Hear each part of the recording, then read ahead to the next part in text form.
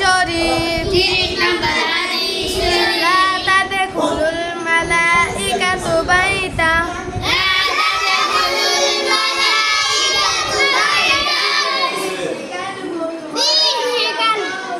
فيه كلب ولا تصاوير হাদিস শরীফের অর্থ হাদিস শরীফের অর্থ ওই ঘরে রহমতের ফেরেশতা প্রবেশ করে না ওই ঘরে রহমতের ফেরেশতা প্রবেশ করে না ওই ঘরে কুকুর বা জীবজন্তুর ছবি থাকে যেই ঘরে কুকুর বা জীবজন্তুর ছবি থাকে।